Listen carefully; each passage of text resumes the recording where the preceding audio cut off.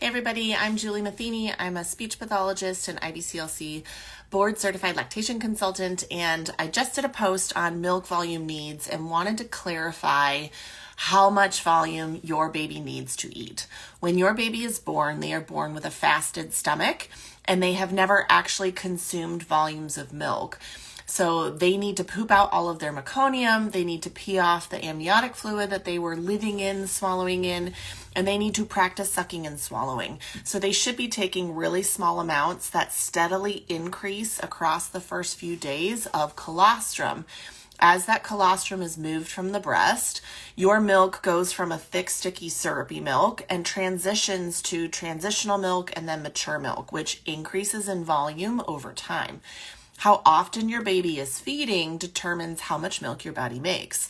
In the first few days, babies don't need that much to eat. They need like teaspoons to tablespoons and then ounces. Then around 2 weeks, when they've regained their birth weight, we as healthcare providers determine how much volume a baby needs in 24 hours by the calculation of 2.5 ounces per pound of body weight. So a 6-pound baby needs less milk than a 9-pound baby.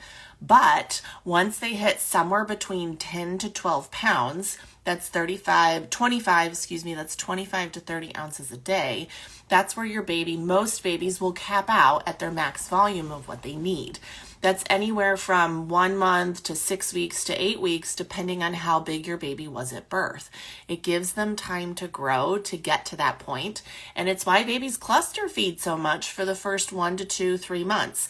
Because if you have a baby born at 6 weeks, every week they need basically 1 more ounce in 24 hours until they reach their goal weight of 10 to 12 pounds, where they need 25 to 30 ounces a day. So it can get really murky, mucky, confusing, right? Because we'll say, well, your goal is 25 to 30 ounces a day, but not for a 7-pound baby. They need less milk per day. So yes, eventually your body will need to make that goal rate. But once you hit that, you don't need to be making gallons of milk a day, because babies' weight gain does slow with time. Babies gain the fastest in the first 3 to 4 months, and then their weight slows down, and then it slows again between 6 to 12 months. And your milk volume is constantly adjusting in its nutrient content based on how your baby's feeding. Your body knows the first 3 to 4 months because of hormones that you birthed a baby. So your nutrient contents is determined by your hormones. Once your supply regulates around 3 to 4 months, your body then makes nutrients based on how you're moving milk, because your body wants your baby to survive.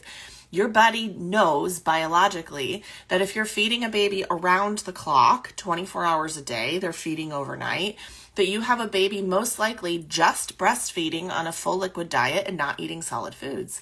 Your body knows that if your baby is taking less milk overnight, is only feeding during the day and taking less volume, it assumes you have an older baby eating solid foods. That's the biology of how milk is made. So that's also why toddler breast milk is still nutritious for your baby. It's actually a hyper-concentrated, nutrient-dense, immune-full milk that your body says, I have a toddler eating a diet, and I'm going to nutritionally pack out and densify this milk for a toddler. Your milk is constantly adjusting based on how your baby's feeding and how far away you are from labor and delivery, from pregnancy hormones.